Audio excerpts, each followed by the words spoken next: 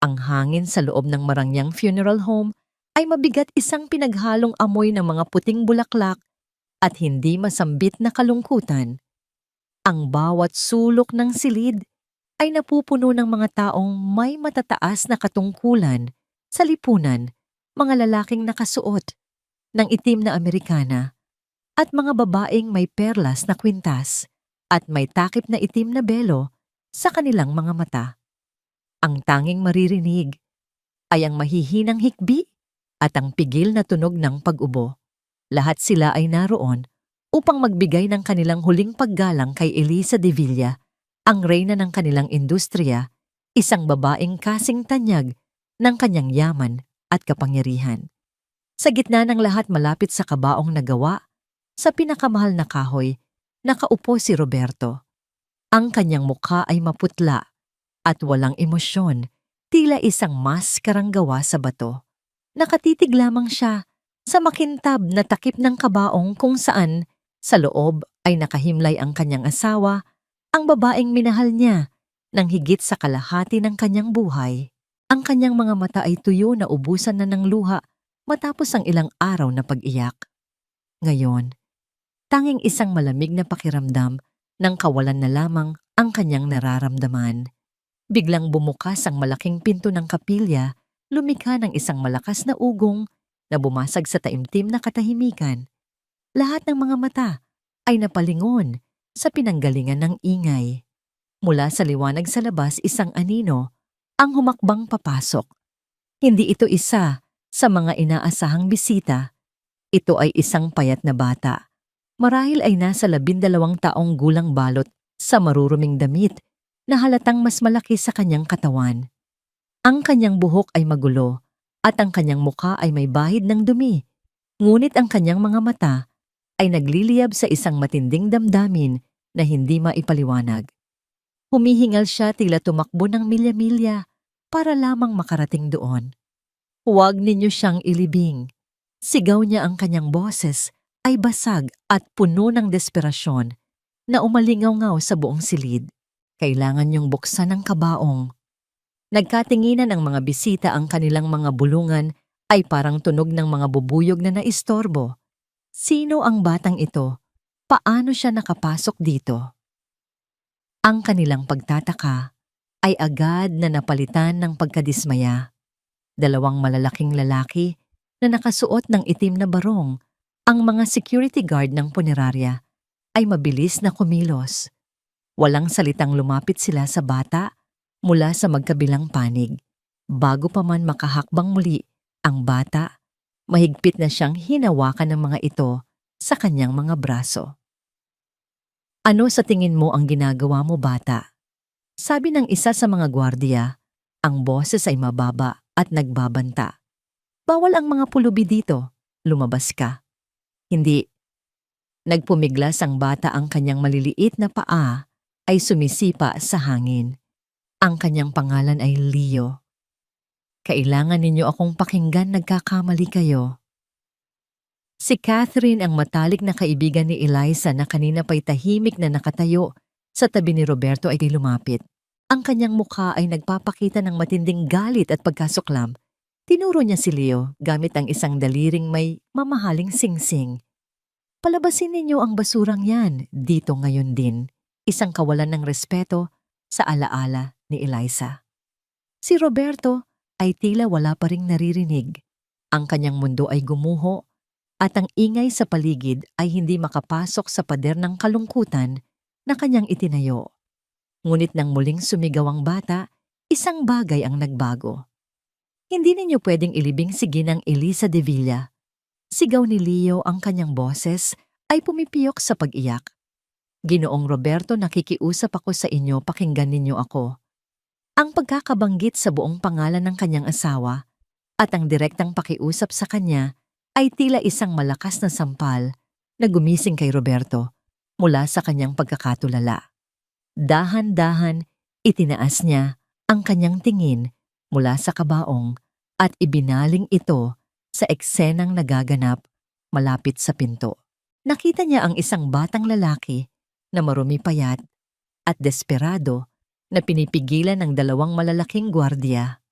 Ang mga mata ng bata ay nakatutok sa kanya, puno ng pakiusap at isang kakaibang uri ng katiyakan. May kung anong kislap sa mga matang yon, isang bagay na pamilyar. Naalala ni Roberto ang kwento ni Eliza ilang linggo na ang nakalipas tungkol sa isang matapat na batang lansangan na nagsauli ng kanyang nawawalang pitaka. Ito ba ang batang iyon? Bago pa man siya makapagsalita, sinubukan ng mga gwardiya. Nakaladka rin si Leo palabas. Sa huling sandali ng pag-asa, muling isinagaw ni Leo ang kanyang pakiusap. May malaking pagkakamali. Pakiusap maniwala kayo sa akin. Sa sandaling iyon, isang desisyon ang nabuo sa isipan ni Roberto. Isang desisyon na labag sa lohika at sa inaasahan ng lahat, ngunit isang desisyon na nagmula sa isang lugar sa kanyang puso na hindi niya maintindihan. Tumayo siya at ang kanyang kilos ay nagpatigil sa lahat. Bitawan ninyo ang bata. Utos niya. Ang kanyang boses, bagamat pagod at bahagyang nanginginig dahil sa pagluluksa, ay may bigat ng awtoridad na hindi maaaring balewalain.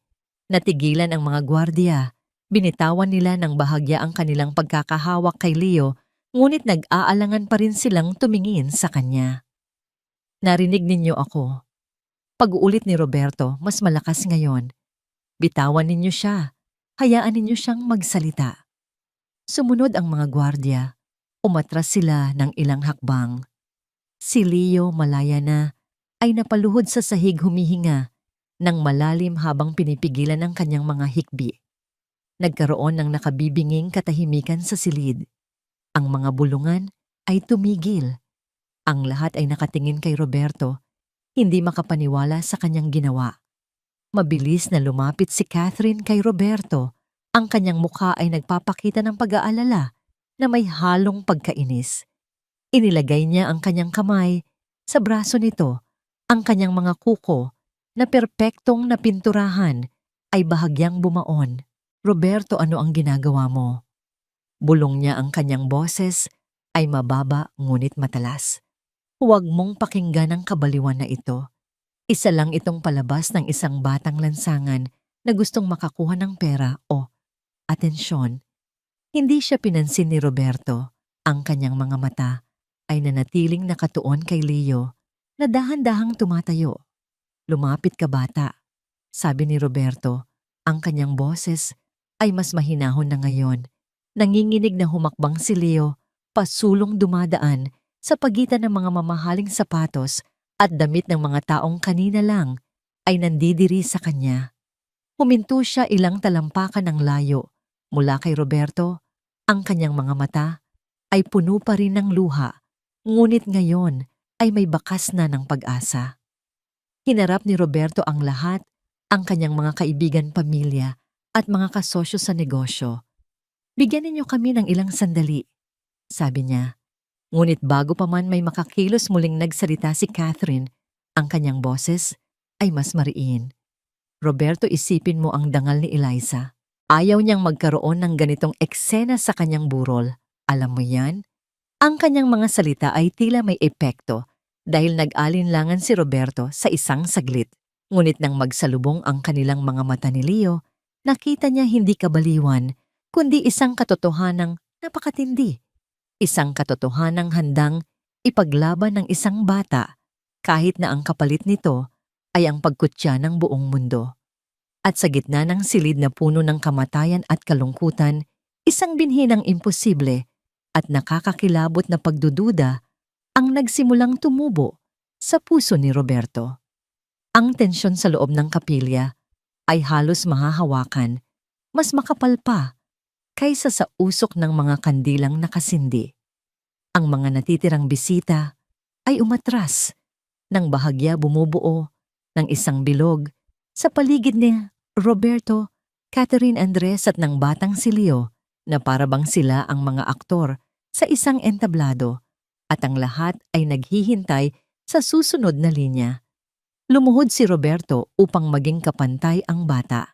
Ang kilos na ito ay nagpadala ng alon ng pagkabigla sa mga manonood.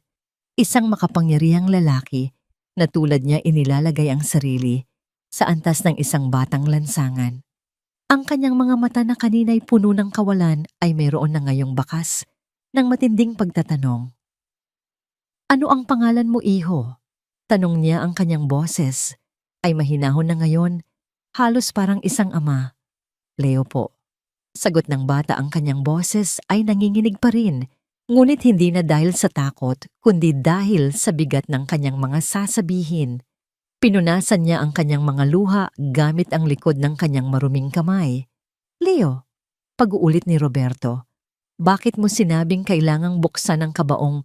Anong ibig mong sabihin na may pagkakamali?"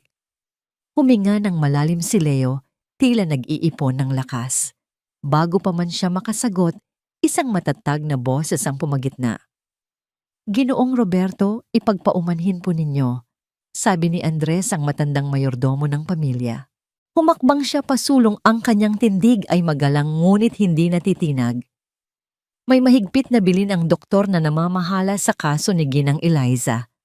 Ang kabaong ay dapat manatiling selyado. Napatingin si Roberto kay Andres. "Anong dahilan?" "Mga medikal na dahilan po, Ginoo." Sagot ni Andres. Ang kanyang mukha ay seryoso. "Upang maiwasan ang posibleng pagkalat ng anumang sakit. Ito po ay para sa kaligtasan ng lahat ng naririto." Ang kanyang mga salita ay lohikal at puno ng awtoridad. Si Andres ay nagsilbi sa kanilang pamilya sa loob ng 3 dekada. Ang kanyang katapatan ay hindi kailanman kinwestiyon. Tumingin si Roberto kay Catherine na tumango bilang pagsang-ayon. Ang kanyang mga mata ay nagsasabing, "Nakikita mo na, ito ay isang kahibangan." Muling ibinalik ni Roberto ang kanyang tingin kay Leo. Ang sinabi ni Andres ay may katuturan. Ang sinasabi ng bata ay hindi. Ngunit sa pagitan ng lohika at ng desperadong pakiusap sa mga mata ni Leo, isang alaala ang biglang pumasok sa kanyang isipan, matingkad at malinaw. Ilang linggo na ang nakalipas. Gabi na nang umuwi si Eliza mula sa isang mahabang araw ng mga pagpupulong. Karaniwan ang kanyang mukha ay nagpapakita ng pagod, ngunit sa gabing iyon may kakaibang ngiti sa kanyang mga labi. "Roberto, hindi ka maniniwala sa nangyari sa akin kanina," sabi niya habang tinatanggal ang kanyang sapatos. Naalala niya ang sarili na nakaupo sa sofa, hawak ang isang baso ng alak. "Mukhang maganda ang araw mo." "Hindi mo alam kung gaano," sabi ni Eliza. "Nawala ko ang pitaka ko kaninang umaga. Akala ko hindi ko na makikita, at alam mo kung ano ang nasa loob." Alam na alam ni Roberto ang nag-iisang litrato ni Miguel, ang kanilang yumaong anak, nakuha 1 linggo bago ito pumanaw. Ang larawang yon ay mas mahalaga pa kaysa sa lahat ng pera sa kanilang bangko. Pero may isang batang lalaki na nakapulot nito. Pagpapatuloy ni Eliza, ang kanyang mga mata ay nagningning sa paghanga. Leo ang pangalan niya. Payat marumi, halatang gutom na gutom. Pero imbes na kunin ang pera, hinintay niya ako sa lugar kung saan niya ito napulot buong araw. Isinauli niya sa akin ang lahat, Roberto. Lahat. Inilapag ni Roberto ang kanyang baso. "Talaga?" "Oo. Binigyan ko siya ng pera, siyempre. Pero hindi yun ang mahalaga. Ang kanyang katapatan. Sa kabila ng kanyang sitwasyon, sinabi ko sa kanya na kung kailangan niya ng kahit anong tulong, pumunta lang siya sa bahay, na may isang pamilya siyang matatakbuhan dito." Tumingin si Eliza sa malayo, tila malalim ang iniisip. Mayroon siyang mga mata na katulad ng kay Miguel Roberto, puno ng kabutihan. Ang alaala ay naglaho na parang bula, ngunit ang pakiramdam na iniwan nito ay nanatili. Ang batang ito, si Leo. Ito ang batang tinutukoy ng kanyang asawa. Ang batang pinagkatiwalaan ni Eliza. Ang binhi ng pagdududa na unang itinanim ng sigaw ni Leo ay nagsimulang sumibol sa kanyang puso. Ang mga ugat nito ay kumakalat at sinisira ang pader ng lohika na itinayo ni Andres at Catherine.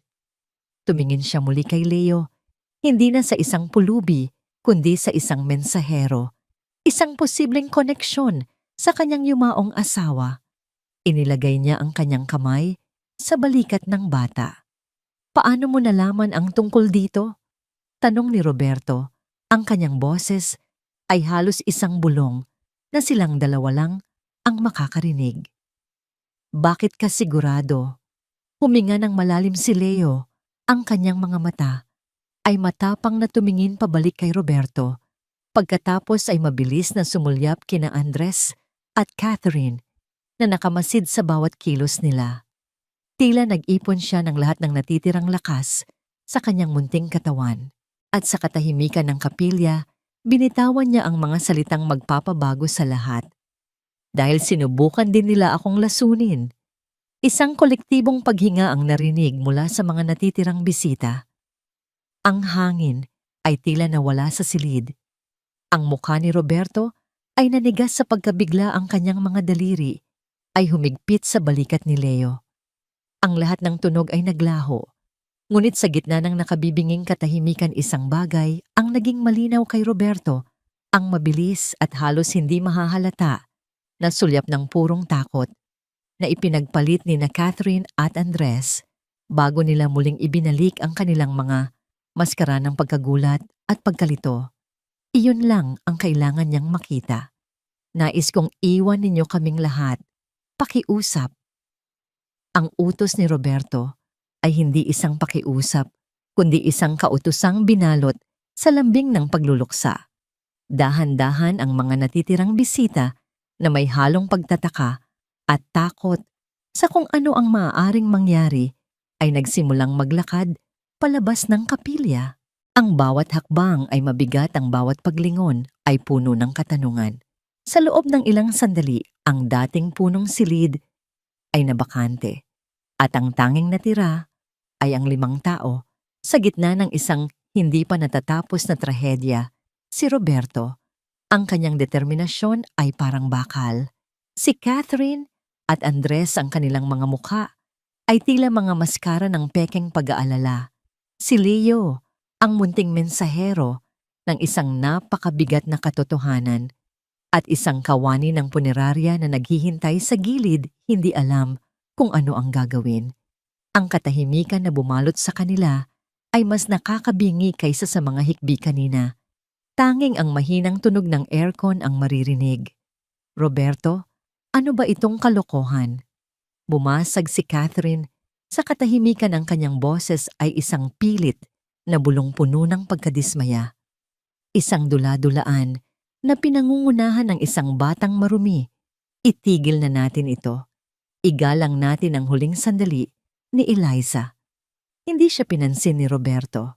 Ang kanyang buong atensyon ay nakatuon sa makintab na kabaong na nasa kanilang harapan. Ang bawat hibla ng kanyang pagkatao ay nagsasabing mali ito, na ang pagbubukas nito ay isang paglapastangan. Ngunit ang mga salita ni Leo, dahil sinubukan din nila akong lasunin, ay umuulit-ulit sa kanyang isipan na parang isang sirang plaka, isang babala na hindi niya maaaring balewalain. Tumingin siya sa kawani ng punerarya. Kailangan ko ng tulong ninyo. Sabi niya, ang kanyang boses ay matatag. Pero Ginoo, nag-aalangang sagot ng lalaki, ang bilin po ng doktor ni Ginoong Andres ay selyado po dapat ang kabaong. Si Roberto ay humakbang pasulong, ang kanyang anino ay bumagsak sa ibabaw ng kabaong. Ang kanyang kalmadong panlabas na anyo ay nagsimulang magpakita ng mga lamat ng galit. At sinasabi ko sa iyo, sabi niya, ang bawat salita ay mabigat at may diin. Ako ang asawa. Bubuksan ninyo ang kabaong na ito ngayon din. Ang awtoridad sa kanyang boses ay sapat na upang mapaatras ang kawani. Tumango ito at nagsimulang ihanda ang mga kagamitan. Hindi sigaw ni Catherine, ang kanyang pagkukunwari ay biglang naglaho at napalitan ng purong pagtutol. Lumapit siya kay Roberto. Ang kanyang mga mata ay nanlilisik. Hindi mo ito pwedeng gawin. May habilin si Eliza sa akin. Anong habilin? Tanong ni Roberto. Ang kanyang tingin ay malamig. Hindi mo ba naaalala? Sabi ni Catherine, ang kanyang boses ay biglang naging malambing, isang desperadong pagtatangka sa emosyonal na manipulasyon. Paulit-ulit niyang sinabi sa akin, ayokong makita ako ng kahit sino na ganito. Catherine, ayokong maalala nila ako bilang isang malamig na bangkay. Ito ang huling hiling niya, Roberto. At sisirain mo ito dahil sa walang basehang salita ng isang bata. Totoo po iyon, Ginoo. Segunda ni Andres, ang kanyang boses ay puno ng pekeng kalungkutan. Hiling po iyon ni Ma'am Eliza. Ayaw po niyang mabuksan ang kanyang kabaong. Ang kanilang sabay na pagtutol, ang kanilang desperasyon na panatilihing sarado ang takip ang siyang naging huling kumpirmasyon para kay Roberto. Kung ang kanilang pag-aalala ay para sa dignidad ni Eliza, dapat ay hinayaan na nila siyang magpasya. Ngunit ang kanilang takot ay halata. Hindi nila pinoprotektahan si Eliza. Pinoprotektahan nila ang kanilang mga sarili. Isang malamig na pakiramdam ang gumapang sa kanyang likuran. Bakit ganito na lang ang pagpipilit nila? Tumingin siya sa kanila, sa matalik na kaibigan ng kanyang asawa, at sa kanilang pinagkakatiwalaang mayordomo, at sa unang pagkakataon, nakita niya sila hindi bilang pamilya, kundi bilang mga dayuhan na may itinatagong madilim na lihim. Bumaling siya sa kawani na ngayon ay may hawak ng isang espesyal na birador. Ang kanyang boses ay walang bahid ng pag-aalinlangan. Buksan! Ang salitang yon ay umalingaw-ngaw sa kapilya na parang isang hatol. Nagsimulang kumilos ang kawani. Ang unang tunog ay ang pag-ikot ng tornilyo, isang matinis na tunog ng metal na kumikiskis sa kahoy. Bawat ikot ay nagpapakaba sa dibdib ni Roberto. Sunod ay ang malakas na pag-click ng mga kandado habang ito'y binubuksan isa-isa. Bawat tunog ay parang isang martilyo na pumupukpok sa pundasyon ng mundong kanyang kinagagalawan. Nang matanggal na ang lahat ng selyo, huminga ng malalim ang kawani at tumingin kay Roberto para sa huling hudyat. Tumango si Roberto. Kasama ang isa pang katulong na pumasok, dahan-dahan nilang itinaas ang mabigat na takip ng kabaong. Ang lahat ay tila bumagal. Ang pag-angat ng takip ay nagbunyag muna sa puting sutla na nakapalibot sa loob. Sa unang tingin, mukha siyang payapa. Si Eliza ay nakahiga doon.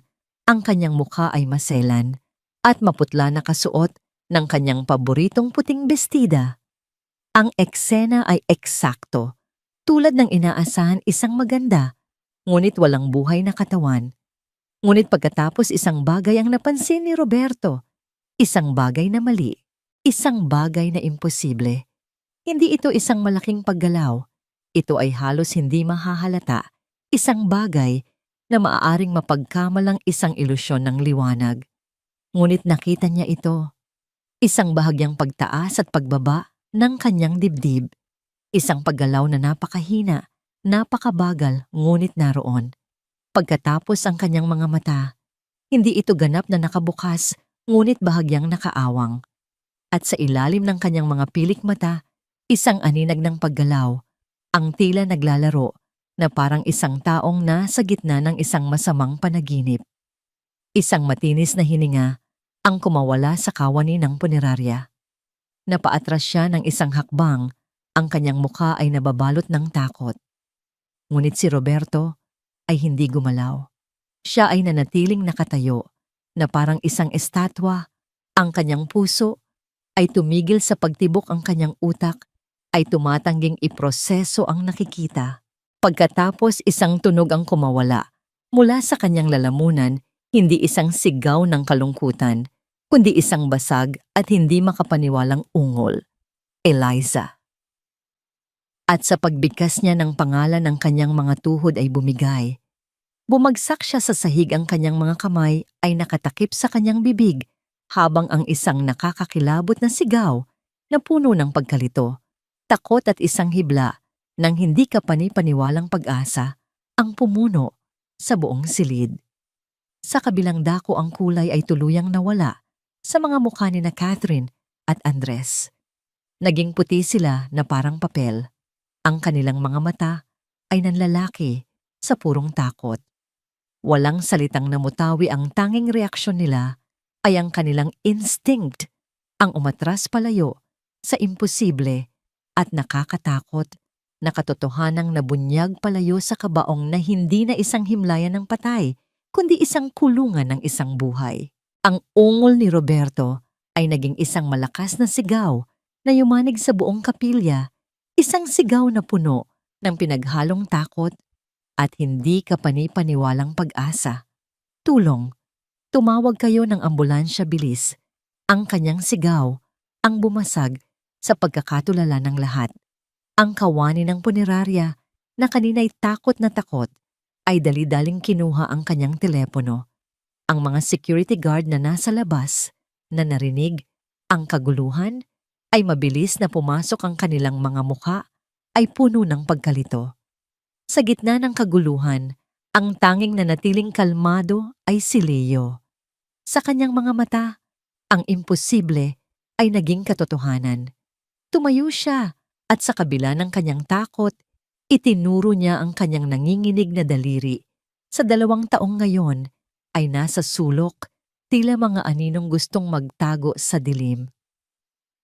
Sila sigaw ni Leo, ang kanyang munting boses ay puno ng bigat at katiyakan. Sila ang may gawa nito. Sila ang nagtangka sa buhay ni Ginang Eliza. Ang akusasyon ay parang isang kidlat na tumama sa silid. Ang lahat ng atensyon ay biglang nabaling kina Catherine at Andres. Sa sandaling iyon, ang instinct na mabuhay ang nanaig kay Andres. Hinawakan niya ang braso ni Catherine. Catherine, kailangan na nating umalis dito. Bulong niya, ang kanyang boses ay puno ng takot. Sinubukan niyang hilahin ito patungo sa isang pinto, sa gilid palayo sa mga mata ng lahat.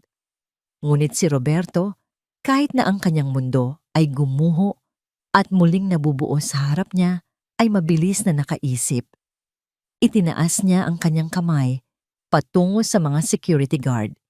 Huwag ninyong hayaang makalabas ang kahit sino. Utos niya, ang kanyang boses ay umaling-aungaw na may kapangyarihang hindi pa nila naririnig mula sa kanya dati. Harangan ninyo ang lahat ng pinto. Agad na kumilos ang mga guwardiya, ang kanilang mga katawan ay naging pader na humarang sa tangkang pagtakas ni na Catherine at Andres. Ano ba ito?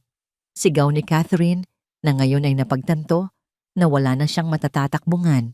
Ibinaling niya ang kanyang takot sa isang palabas ng galit. Itinuro niya si Leo. Baliw ang batang iyan. Isang sinungaling. Gawa-gawa niya lang ang lahat ng ito para makakuha ng atensyon. Roberto, paano mo paniniwalaan ang isang pulubi laban sa akin, ang matalik mong kaibigan, laban kay Andres na nagsilbi sa inyo sa buong buhay niya?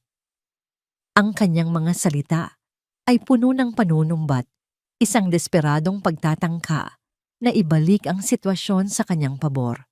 Nagsimula siyang umiyak, ngunit ang kanyang mga luha ay walang init, ang kanyang mga hikbi ay walang kalungkutan. Ito ay isang pag-arte at alam ito ni Roberto. Habang nagaganap ang lahat ng ito, dahan-dahang inilabas ni Roberto ang kanyang asawa mula sa kabaong sa tulong ng mga kawani. Inihiga nila si Eliza sa malamig na sahig. Ang kanyang paghinga ay napakabagal at mababaw, ang kanyang mga mata ay bahagyang nakabukas, ngunit walang nakikita. Ngunit siya ay humihinga. Siya ay buhay. Ang tunog ng sirena ng ambulansya ay nagsimulang marinig sa di kalayuan, palakas ng palakas. Pumasok ang mga paramediko, dala ang kanilang mga gamit. Mabilis nilang tinignan ang kalagayan ni Eliza, ikinabit ang oxygen mask at maingat na inilagay siya sa stretcher. Kailangan na naming isugod siya sa ospital, sabi ng isang paramediko kay Roberto. Tumango si Roberto, ang kanyang mga mata ay hindi humihiwalay sa mukha ng kanyang asawa. Sumunod siya sa kanila palabas. Ngunit bago siya tuluyang lumabas ng pinto, huminto siya at lumingon. Ang kanyang tingin ay dumaan kay Leo. At sa isang saglit nagtama ang kanilang mga mata, isang tingin ng pasasalamat at pangunawa.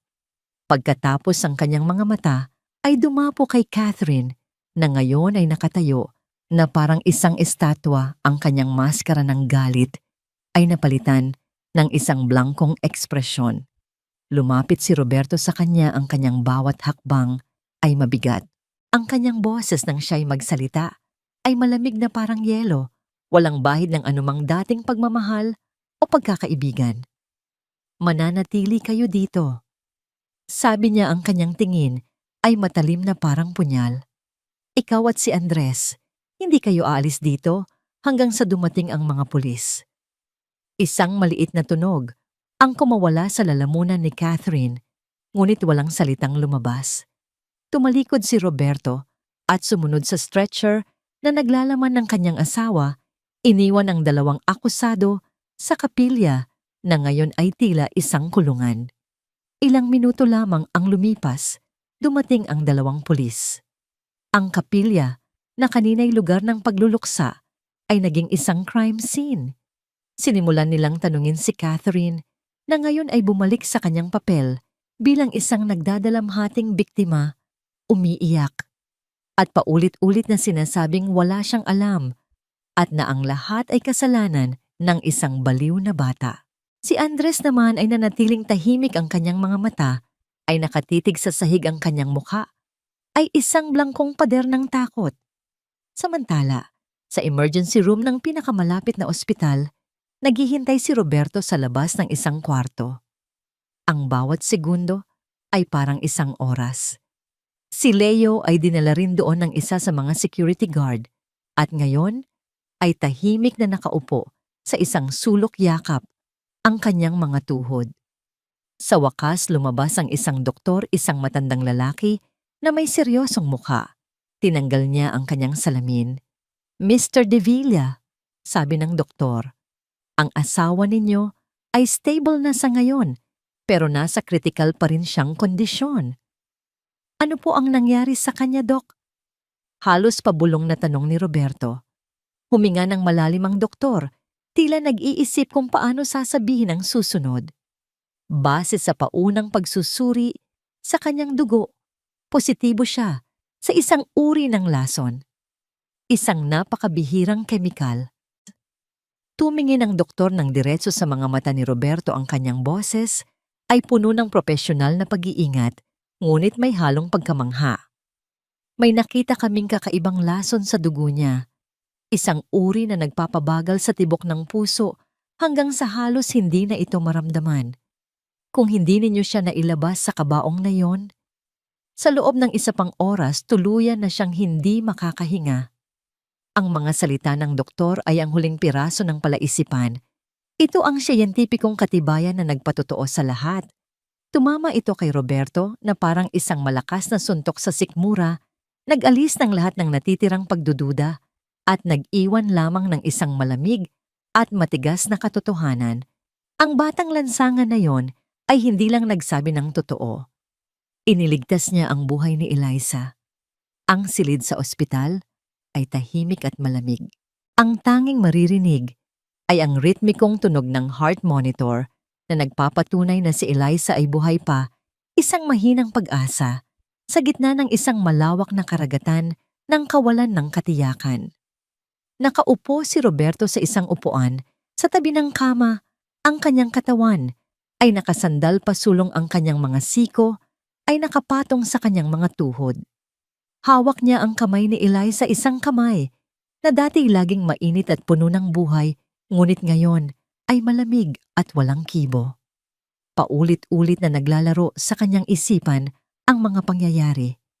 Ang sigaw ni Leo, ang takot sa mga mata ni na Catherine at Andres, ang halos hindi mahahalata na paghinga ni Eliza sa loob ng kabaong, at ang mga salita ng doktor. "May nakita kaming lason sa dugo niya." Lason. Isang salitang napakalayo, isang bagay na nababasa lang niya sa mga libro o napapanood sa mga pelikula. Paano ito nangyari? Sino ang may kakayahang gumawa ng ganito kasuklam na bagay? Ang pangalan ni Catherine ay patuloy na bumabalik sa kanya, isang pangalang dati katumbas ng pagkakaibigan, katapatan at pagmamahalan. Si Catherine, ang kanyang naging kapatid, ang kasama ni Eliza sa lahat ng hirap at ginhawa. Imposible.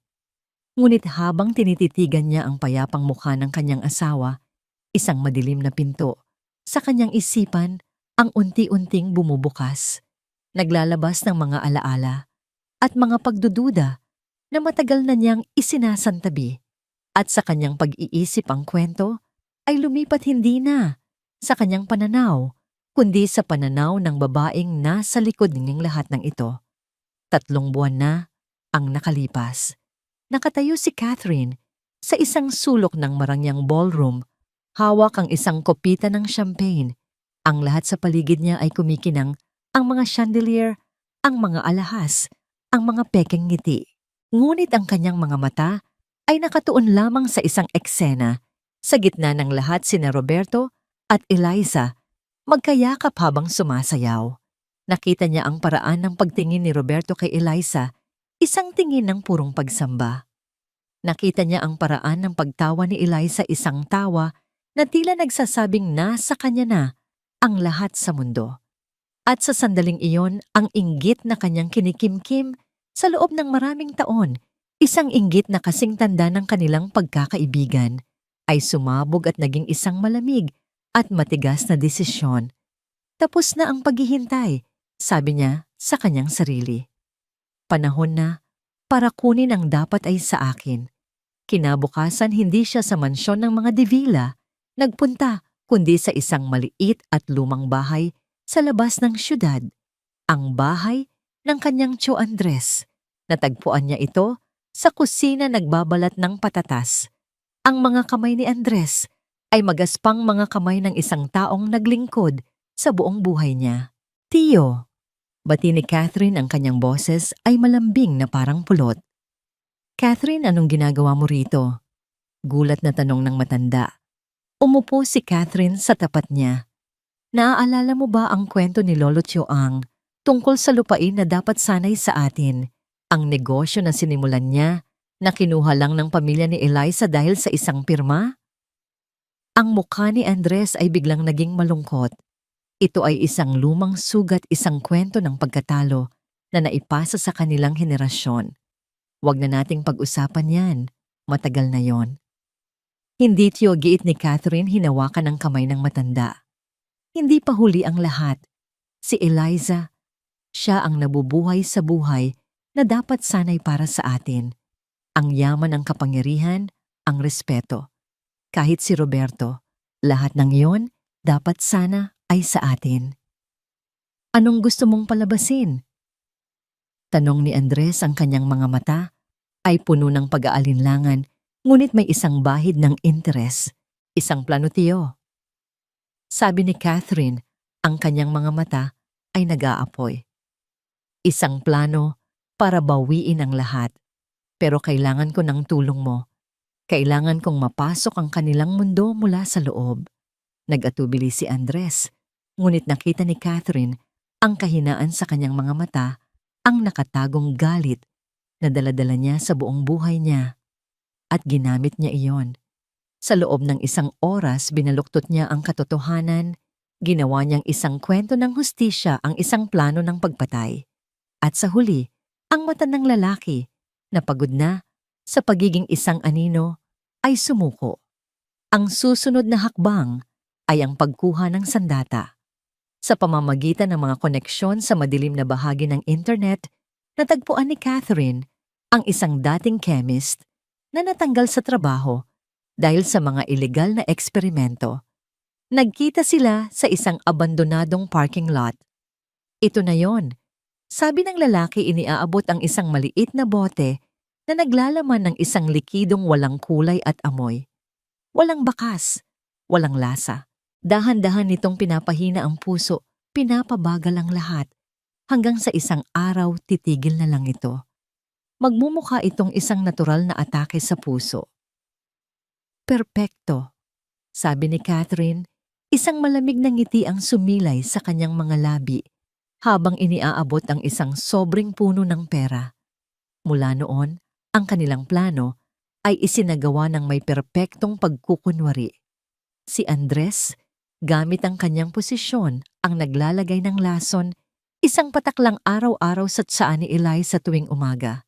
Si Catherine na naman, bilang matalik na kaibigan, ang laging naroon nagpapakita ng labis na pag-aalala habang pinapanood niyang unti-unting nanghihina si Eliza. Siya ang nagrekomenda kay Dr. Ramon, isang doktor na baon, sa utang, at may madilim na sikreto na binayaran niya ng malaki para magbigay ng pekeng diagnosis ng isang bihirang sakit sa puso. Ang kanyang pag-arte ay walang kapantay. Siya ang umiiyak sa tabi ni Roberto. Siya ang nag-aalok ng suporta habang sa loob-loob niya, nagagalak siya sa bawat paghina ni Eliza. Hindi lang ang pera niya ang habol niya. Gusto niyang sirain ang perpektong imahe ni Eliza. Gusto niyang kunin ang lalaking minamahal nito. Gusto niyang maranasan ni Eliza ang pinakamasakit na uri ng kamatayan, isang dahan-dahan at walang kalabang-laban. At dumating ang huling araw. Naalala ni Catherine ang sarili na nakatayo sa tabi ng kama ni Eliza. Ang kanyang kaibigan ay halos hindi na makagalaw. Tanging ang kanyang mga mata ang nagpapakita ng takot. Walang ibang tao sa silid. Ito na ang huling pagkakataon. Kawawa ka naman, Elsa. Bulong niya, ang kanyang boses ay puno ng pekeng awa. Lagi kang panalo sa lahat, hindi ba? Pero tingnan mo ngayon, sa huli ako pa rin ang mananalo. Lumapit siya, ang kanyang bibig ay malapit sa tainga ni Eliza. Para malaman mo lang, patuloy niya sa isang halos hindi marinig na bulong, hindi ito ang unang beses. Naaalala mo, si Miguel ang iyong mahal na anak. Isang trahedya, hindi ba isang aksidente sa sasakyan? Pero alam mo ba ang sikreto? Ako ang nagpaluwag sa preno ng sasakyan na iyon. Ako ang kumuha sa anak mo, Eliza. At ngayon isusunod na kita sa kanya. Mamamatay kang mag-isa. At si Roberto, aalagaan ko siyang mabuti para sa'yo. Nakita niya ang purong takot at pagkabigla sa mga mata ni Eliza bago ito tuluyang nawalan ng malay. At sa sandaling iyon, naramdaman ni Catherine ang isang kasiyahang mas matindi pa sa kahit anong tagumpay na naranasan niya. Kasalukuyan, ang mga alaalang iyon ay naglalaho at ang isipan ni Roberto ay bumabalik sa malamig at tahimik na silid ng ospital. Ang bigat ng posibleng katotohanan ay halos dumurog sa kanya. Hindi lang si Eliza, kundi pati si Miguel. Ang sakit ay napakabigat, napakalalim na halos hindi na siya makahinga. Napayuko siya, ang kanyang mga balikat ay nanginginig, isang tahimik na pag-iyak ang kumawala sa kanya. Sa buong buhay niya, hindi pa siya nakaramdam ng ganito kalaking pagkakanulo. Niyakap niya ang kamay ni Eliza, idinikit ito sa kanyang noo na para bang ito na lang ang natitirang bagay na totoo sa kanyang mundo. Patawarin mo ako, mahal ko. Bulong niya sa kawalan. Patawarin mo ako. At sa gitna ng kanyang pag-iisa at pagdurusa sa sandaling halos sumuko na ang kanyang pag-asa, naramdaman niya ito. Isang bahagyang pagpisil, isang halos hindi maramdamang paggalaw ng mga daliri ni Eliza sa loob ng kanyang palad. Itinaas ni Roberto ang kanyang ulo, ang kanyang mga mata ay nanlalaki sa pagkabigla. Nakita niya ba yun o imahinasyon lang niya? Hinintay niya, ang kanyang paghinga ay nakabitin at nangyari ulit. Mas malakas ngayon. Isang malinaw na paggalaw. Si Eliza ay bumabalik at dala niya ang katotohanan. Habang si Roberto ay nakabantay sa tabi ni Eliza naghihintay sa kanyang paggising, si Leo naman ay dinala sa isang maliit at tahimik na silid sa kabilang bahagi ng ospital. Isang mabait na nurse ang nagdala sa kanya ng isang tray ng pagkain, mainit na kanin manok at isang baso ng gatas. Ilang buwan na siyang hindi nakakakita ng ganito karaming pagkain, ngunit sa kabila ng gutom na kumakalam sa kanyang tiyan, hindi niya ito magalaw. Nakaupo siya sa gilid ng kama, ang kanyang maliliit na paa ay hindi sumasayad sa sahig. Ang silid ay malinis, ang mga dingding ay puti, at ang hangin ay may amoy ng gamot. Ito ay isang mundong napakalayo sa maalikabok at maingay na mga lansangan na kanyang tinatawag na tahanan. Sa unang pagkakataon, sa loob ng maraming taon, naramdaman niyang ligtas siya. Ngunit ang pakiramdam ng kaligtasan ay may kasamang mabigat na alaala ng mga pangyayaring nagdala sa kanya rito. 2 pulis ang pumasok sa silid. Ang isa ay mas matanda, may mabait na muka at malumanay na boses. Ang isa naman ay mas bata, seryoso at may hawak na maliit na kwaderno. "Leo, tama ba?" Tanong ng mas matandang pulis, umupo sa isang upuan sa tapat niya. "Ako si Sargento Cruz. Nais lang naming magtanong ng ilang bagay. Huwag kang matakot, hindi ka namin sasaktan." Tumango si Leo, ang kanyang mga mata ay nakatuon sa sahig. "Maaari mo bang ikwento sa amin ang lahat mula sa simula?" Huminga ng malalim si Leo at nagsimulang magsalita. Ang kanyang boses ay mahina sa simula, ngunit habang nagpapatuloy siya, ito ay nagkaroon ng lakas at katiyakan. Ikinuwento niya ang araw na napulot niya ang pitaka, ang larawan ng batang lalaki sa loob nito, at ang magandang babae na bumalik para dito. Ikinuwento niya ang kabutihan ni Ginang Eliza, ang perang ibinigay nito sa kanya, at ang pangakong tutulungan siya. Sinabi niya sa akin na kung kailangan ko ng tulong, pumunta lang ako sa bahay nila. Sabi ni Leo. Sinabi niyang parang pamilya. Ang salitang pamilya ay namutawi sa kanyang bibig na parang isang banyagang salita, isang bagay na matagal na niyang hindi naramdaman. Pagkatapos, ang kanyang kwento ay napunta sa mas madilim na bahagi. Kinabukasan, may isang lalaking pumunta sa akin. Pagpapatuloy niya, matanda na po siya, laging nakasuot ng uniforme na itim at puti. Siya po yung lalaki kanina sa burol, si Ginoong Andres. Nagsusulat ang batang pulis sa kanyang kwaderno. Sinabi niya na inutusan daw siya ni Ginang Eliza na dalhan ako ng pagkain araw-araw. Tuwang-tuwa po ako noon. Sabi ni Leo, isang mapait na ngiti ang sumilay sa kanyang mga labi. Akala ko may nag-aalala na talaga sa akin. Anong nangyari pagkatapos? Tanong ni Sargento Cruz. Sa unang araw na kumain ako ng pagkain na dala niya, sobrang sakit po ng tiyan ko kinagabihan. Parang pinipilipit po ang loob ko. Nagsusuka ako at nilagnat. Akala ko po mamamatay na ako. Akala ko dahil lang po sa marumi ang tiyan ko. Pinunasan niya ang isang luhang tumakas mula sa kanyang mata. Pero nang gumaling ako, hindi ko na po muna kinain ang dala niya kinabukasan. At hindi po sumakit ang tiyan ko. Napansin ko po na tuwing kakainin ko ang pagkain galing sa kanya, doon lang ako nagkakasakit. Ang seryosong mukha ng batang pulis ay nagpakita ng bahagyang pagkamangha. Ang lohikal na pag-iisip ng bata ay kahanga-hanga.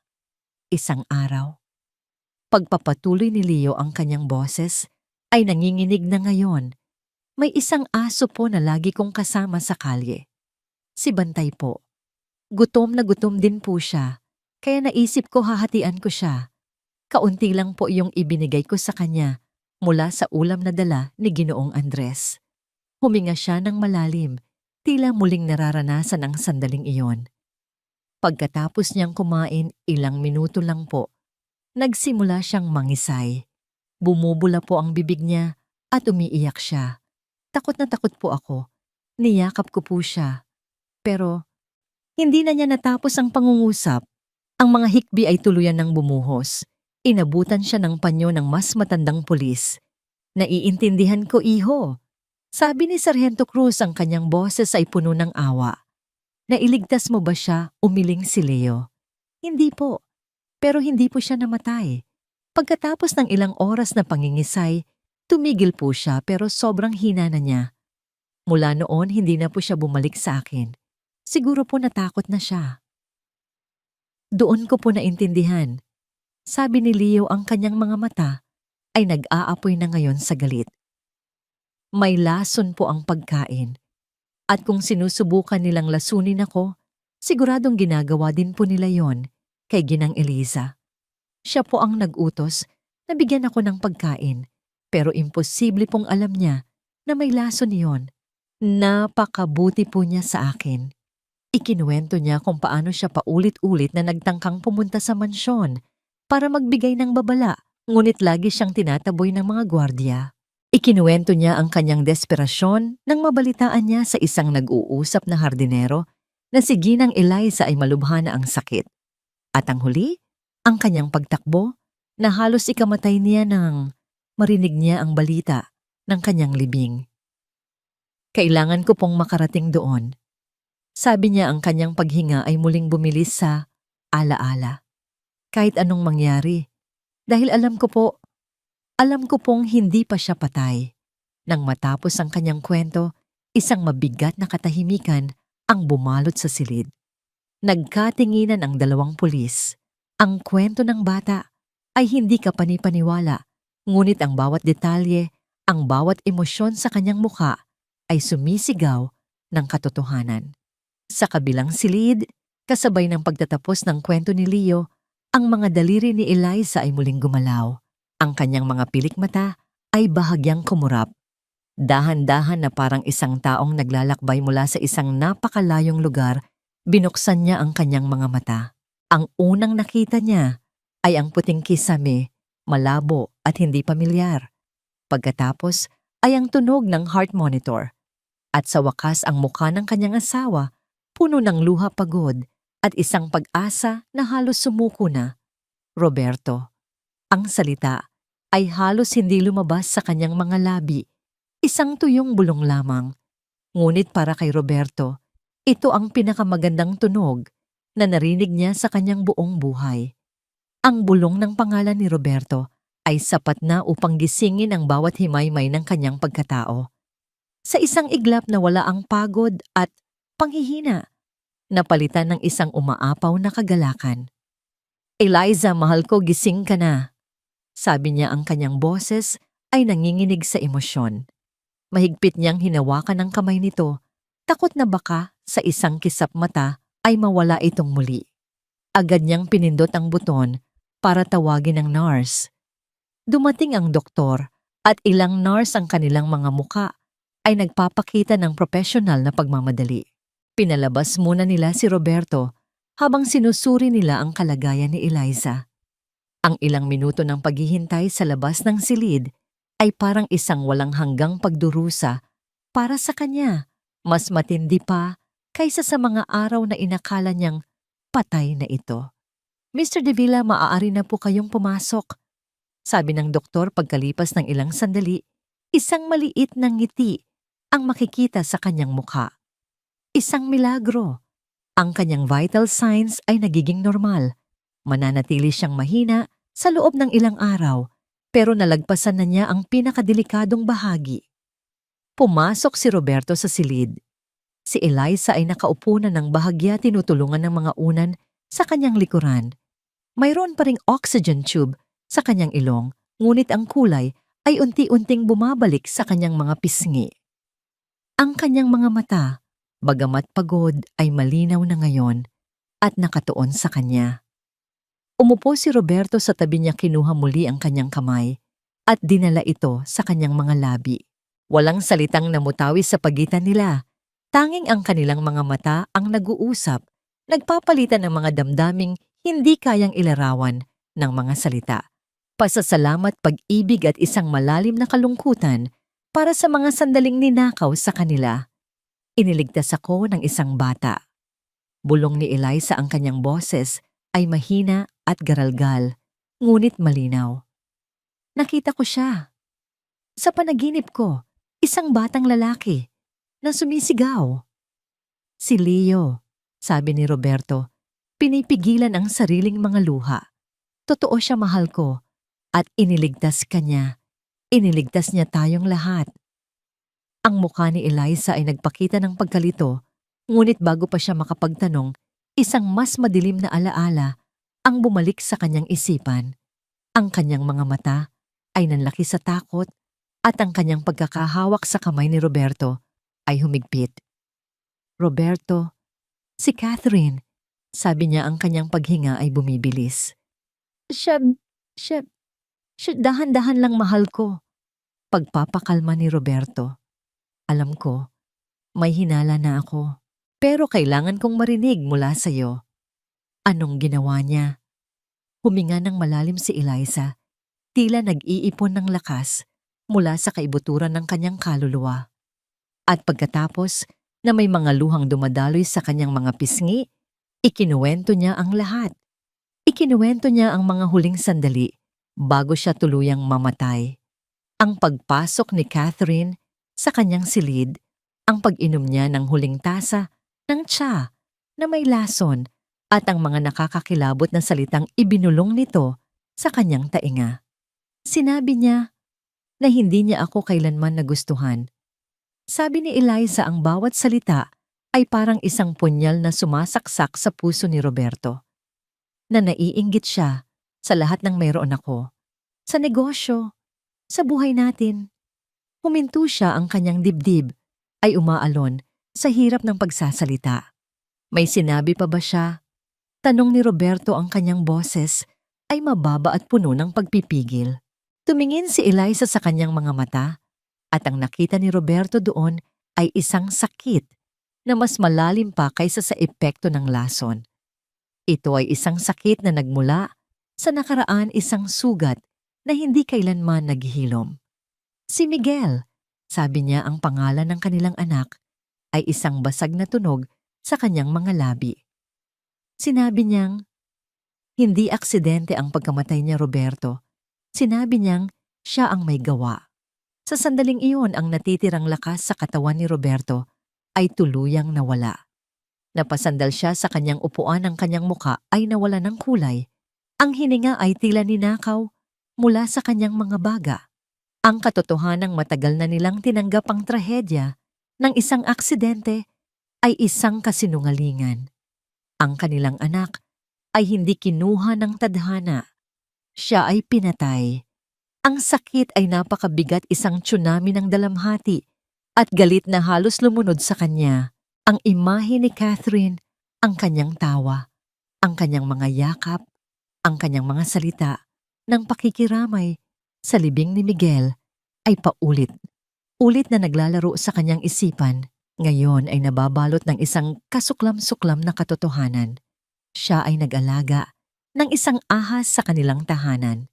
Isang demonyong nagtatago sa likod ng mukha ng isang anghel. Isang matinding galit. Isang galit na mas malamig at mas matalim kaysa sa kahit anong naramdaman niya na ang nagsimulang umakyat mula sa kanyang sikmura. Ang pagluluksa ay napalitan ng isang uhaw sa hustisya. Ang sakit ay naging isang sandata. Tumayo siya, ang kanyang mga kamao ay nakakuyom sa kanyang gilid. Hinalikan niya ang noo ni Eliza, isang halik na nangangako ng paghihiganti. Magbabayad siya, Eliza. Sabi ni Roberto, ang kanyang boses ay kalmado sa isang nakakatakot na paraan.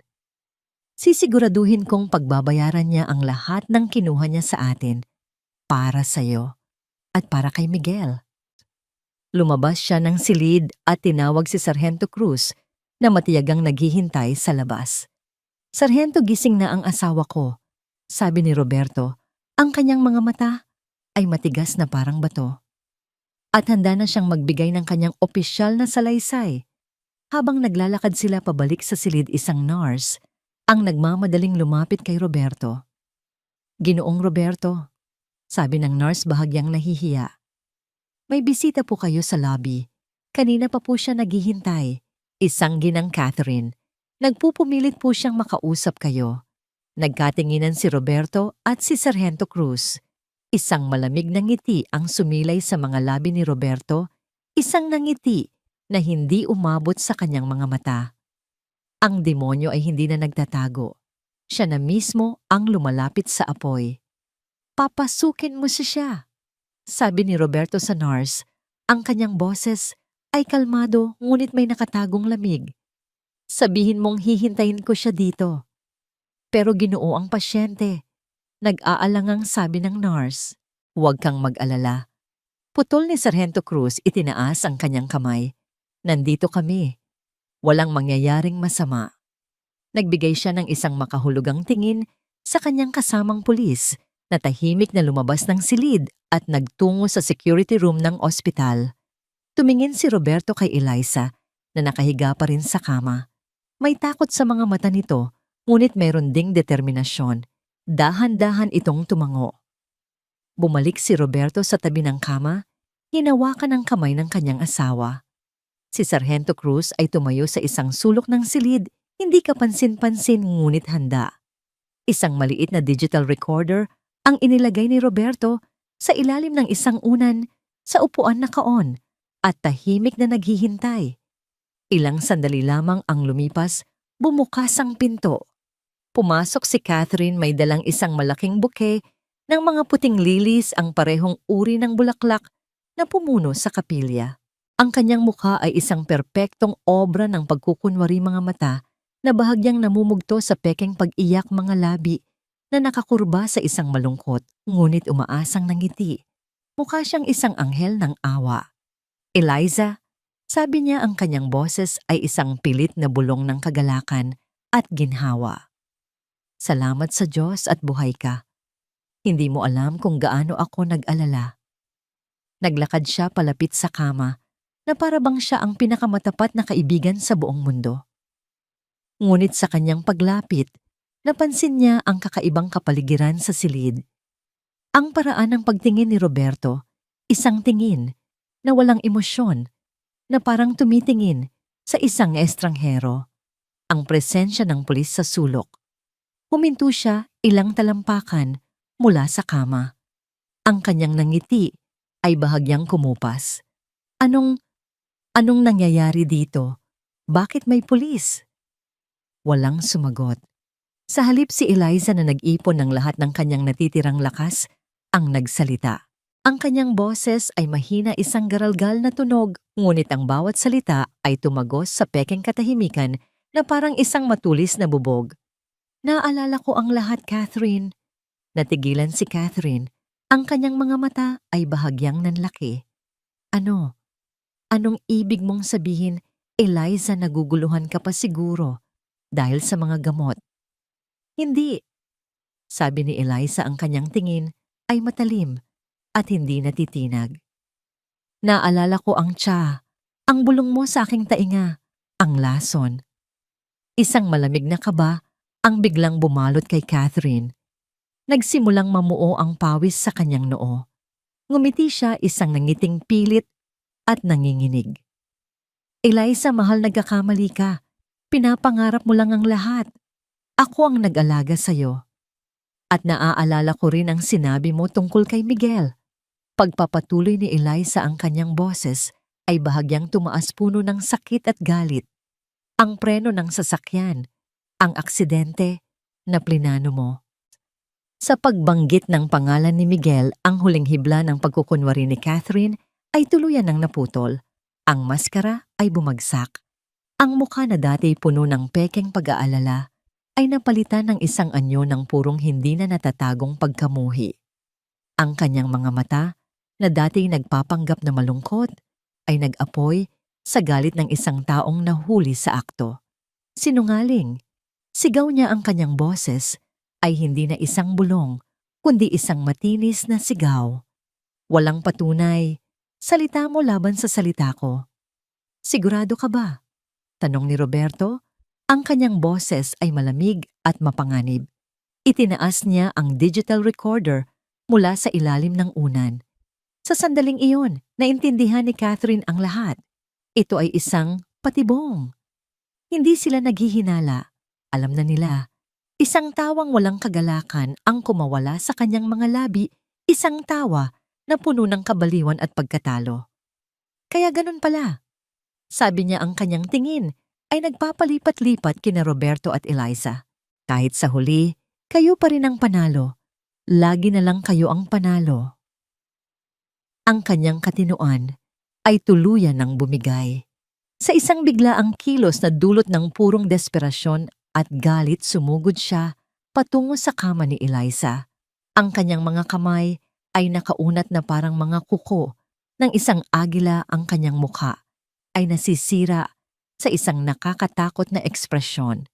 Dapat namatay ka na. Dapat lang sa'yo yan. Kung hindi kita mapapatay noon, tatapusin kita ngayon.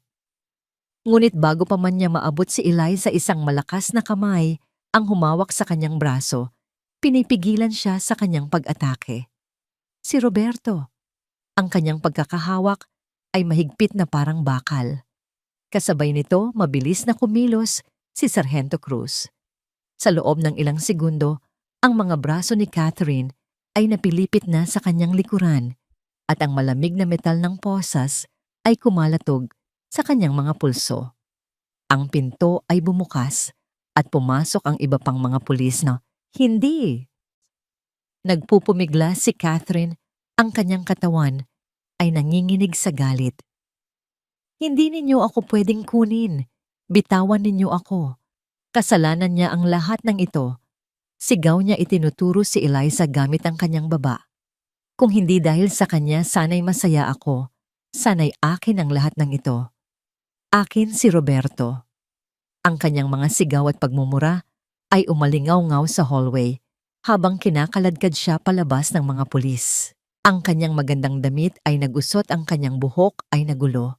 Ang imahe ng isang respetadong matalik na kaibigan ay naglaho at ang natira na lamang ay ang tunay na anyo ng isang inggitera at mamatay tao. Nang mawala na siya sa paningin, isang nakabibinging katahimikan ang muling bumalot sa silid. Si Roberto ay nanatiling nakatayo.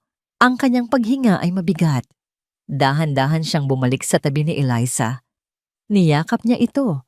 Hindi alintana ang mga tubo at wire na nakakabit dito. At sa yakap na yon, ang lahat ng galit at sakit ay pansamantalang naglaho, napalitan ng isang tahimik na pangako. Tapos na ang laban. Ang hustisya ay nagsisimula pa lamang.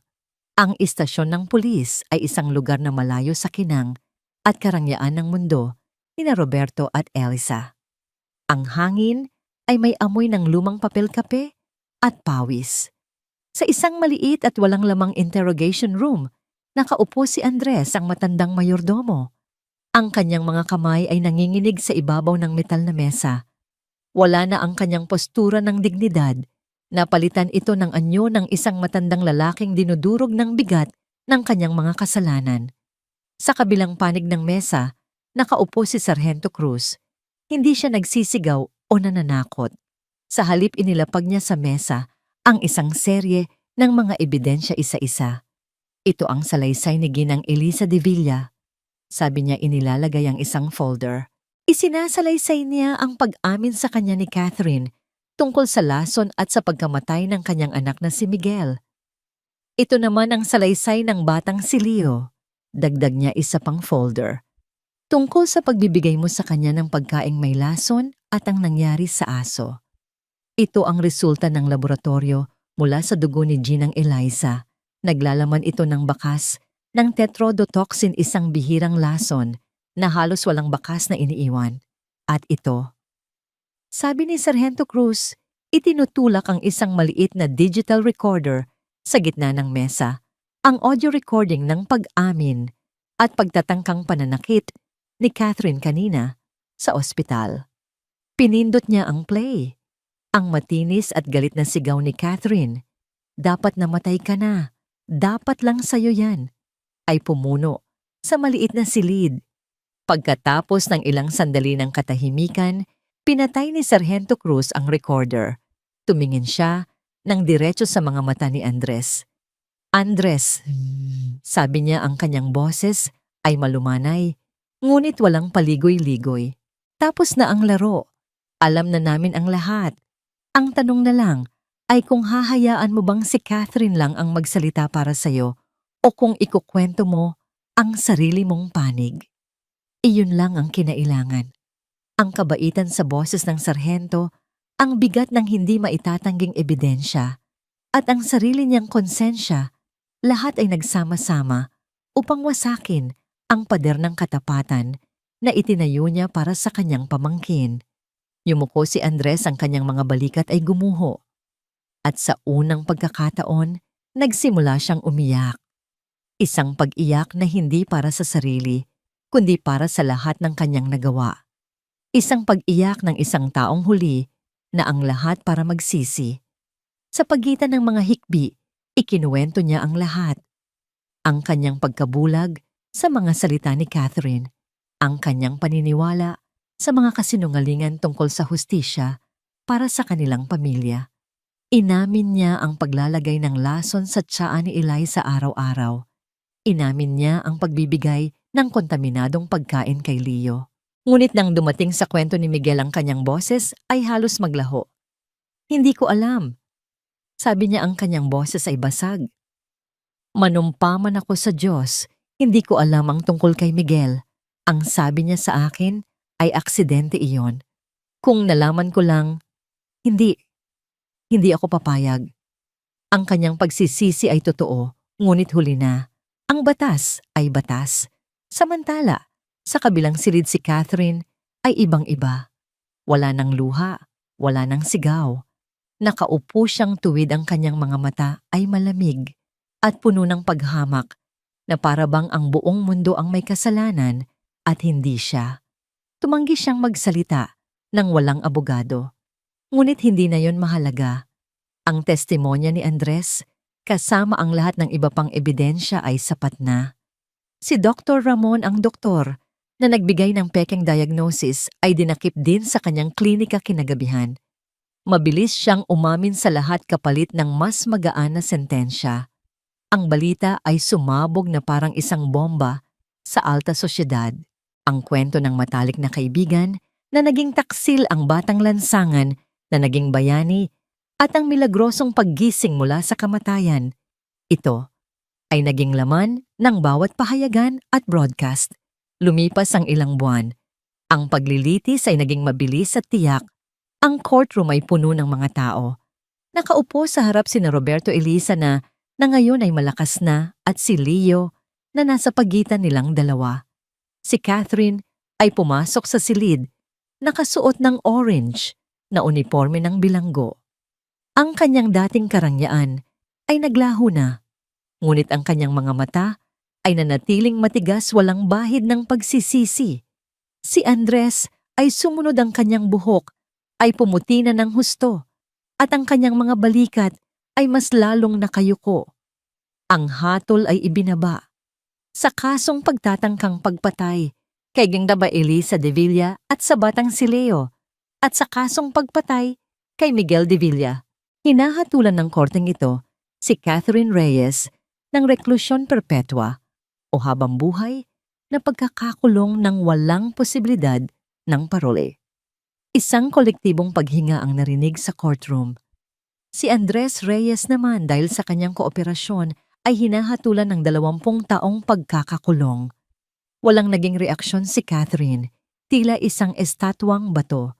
Si Andres naman ay yumuko at tahimik na tinanggap ang kanyang kapalaran. Nang matapos ang lahat, dahan-dahang tumayo sina Roberto Eliza at Leo. Habang naglalakad sila palabas ng courtroom, sinalubong sila ng mga ilaw ng kamera at mga tanong ng mga reporter. Ngunit hindi nila ito pinansin. Sa labas ng gusali sa ilalim ng sikat ng araw, huminto sila. Tumingin si Eliza sa asawa niya at pagkatapos ay sa batang nasa pagitan nila. Ang batang nagligtas sa kanya, ang batang nagbigay sa kanila ng hustisya. Hinawakan niya ang kamay ni Roberto sa isang panig at ang kamay ni Leo sa kabilang panig. Walang nagsalita. Hindi na kailangan. Ang isang kabanata ng kanilang buhay na puno ng sakit at pagkakanulo ay tuluyan ng nagsara. At habang nakatayo sila roon, isang lalaki, isang babae, at isang bata, isang bagong kabanata ang naghihintay na isulat. Isang kabanata ng paghilom pag-asa at isang bagong pamilya. 6 na buwan ang lumipas. Ang dating malungkot at mabigat na hangin sa mansyon ng mga De Villa ay napalitan na ng liwanag at halakhak. Ang mga bintana ay laging nakabukas, hinahayaang pumasok ang sikat ng araw at ang sariwang hangin mula sa hardin. Ang amoy ng mga bulaklak para sa patay ay matagal nang pinalitan ng amoy ng bagong lutong tinapay at sariwang damo. Sa malawak na hardin, isang masayang tahol ang umalingaw-ngaw. Isang payat ngunit makulit na asong kalye na may isang puting patch sa isang mata. Ang masayang tumatakbo, hinahabol ang isang bola ng tennis. Ito si Bantay, ang asong himalang nakaligtas sa lason na hinanap at inuwi ni Roberto bilang regalo kay Leo. Si Leo na ngayon ay hindi na isang payat at marungis na bata ay tumatawa habang sinusubukang agawin ng bola mula sa aso. Ang kanyang mga pisngi ay may laman na, ang kanyang mga mata ay nagniningning sa kaligayahan at nakasuot siya ng isang malinis na uniforme ng eskwelahan. Malayo na siya sa batang minsan ay natutulog lamang sa ibabaw ng karton. Sa teres, nakaupo sina Roberto at Eliza. Magkatabi sa isang duyan, hawak ang magkakabistang tasa ng kape. Pinapanood nila ang eksena sa hardin, ang kanilang mga mukha ay puno ng kapayapaan na matagal nilang hindi naramdaman. Si Eliza ay tuluyan ng gumaling. Mayroon pa ring mga araw na mahina ang kanyang katawan, ngunit ang lakas sa kanyang puso ay higit pa sa dati. Handa ka na ba para sa unang araw mo sa eskwela bukas? Tanong ni Eliza, ang kanyang boses ay malinaw na naririnig sa buong hardin. Huminto si Leo sa paglalaro at tumingin sa kanila, isang malaking ngiti ang nasa kanyang mga labi. Opo, Tita Eliza, sagot niya. Ang salitang tita at tito ay ang tawag niya sa kanila sa ngayon, isang paglalakbay na dahan-dahan nilang tinatahak. Hindi nila siya pinilit. Alam nilang ang pagbuo ng isang pamilya ay hindi isang karera. Siguraduhin mong mag-aaral kang mabuti. Biro ni Roberto. Dahil balang araw, baka ikaw na ang magpatakbo ng buong kumpanya. Tumawa si Leo. Ang ideya ay tila napakalayo, ngunit sa unang pagkakataon sa kanyang buhay, ang hinaharap ay hindi isang madilim at nakakatakot na lugar, kundi isang malawak na espasyo na puno ng mga posibilidad. Maya-maya pumasok si Leo sa loob ng bahay, sinusundan ni Bantay. Naiwan sina Roberto at Eliza sa duyan. Isinandal ni Eliza ang kanyang ulo sa balikat ng asawa. Hindi ko akalain na darating pa ang araw na ito. Bulong ni Eliza. Isang araw na wala ng takot, walang sakit. Sinabi ko sa iyo, mahal ko. Sagot ni Roberto, hinahaplos ang kanyang buhok. Magiging maayos din ang lahat. Natahimik sila sandali, pinapakinggan ang tunog ng kalikasan. Iniisip ko pa rin siya minsan. Sabi ni Eliza, ang boses niya ay bahagyang bumaba. Si Miguel. Hinawakan ni Roberto ang kanyang kamay ng mas mahigpit. Ako rin, araw-araw. Ang sakit ng pagkawala ni Miguel ay hindi kailanman maglalaho. Ito ay isang sugat na habang buhay nilang dadalhin. Ngunit ngayon, ang sakit ay hindi na isang walang katapusang kadiliman. Dahil sa pagdating ni Leo, natutunan nilang ang puso ay may kakayahang magdalamhati at magmahal ng sabay. Hindi siya kapalit paglilinaw ni Eliza na para bang nabasa niya ang isip ng asawa. Walang sino man ang makakapalit kay Miguel. Ngunit si Leo, siya ay isang biyaya. Siya ang nagbigay sa atin ng pangalawang pagkakataon para magmahal, para maging pamilya muli. Tumango si Roberto, isang nangiti ang sumilay sa kanyang mga labi. Kinagabihan, bago matulog si Leo, pumasok si Eliza sa kanyang bagong kwarto. Ang kwarto ay puno ng mga libro, mga laruang kotse at mga poster ng mga superhero. Umupo si Eliza sa gilid ng kama. May ibibigay ako sa'yo. Sabi niya, iniaabot ang isang maliit na silver picture frame. Kinuha ito ni Leo. Sa loob ng frame, may dalawang larawan. Sa kaliwa ay ang pamilyar na larawan ni Miguel, ang batang nakangiti, na nakita niya sa pitaka. Sa kanan ay isang bagong kuha na larawan ni Leo, nakangiti rin siya kasama si Bantay sa kanyang kandungan. Tumingin si Leo mula sa picture frame patungo kay Eliza, ang kanyang mga mata ay nagtatanong. Hinawakan ni Eliza ang kanyang pisngi, ang kanyang paghaplos ay puno ng pagmamahal. Dati iisa lang ang anak ko. Sabi niya, ang kanyang mga mata ay nagsimulang mamasa. Ngayon, dalawa na sila. Sa mga salitang yun, ang huling pader sa puso ni Leo ay tuluyan ng gumuho. Ang mga salitang matagal na niyang gustong sabihin, ngunit hindi niya alam kung paano ay kusa na lamang lumabas. Mama. Ang salita ay isang bulong, isang tanong, at isang panalangin na sabay-sabay. Tumulo ang luha sa mga mata ni Eliza, ngunit ito ay mga luha ng purong kaligayahan. Niyakap niya ang bata ng mahigpit. "Oo, anak," sagot niya. "Nandito na si Mama." Pumasok si Roberto sa silid, naririnig ang huling pag-uusap.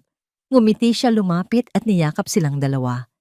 Sa gitna ng malaking kwarto sa loob ng isang malaking bahay, ang 3 taong pinag-isa ng isang trahedya ay naging isang buong pamilya.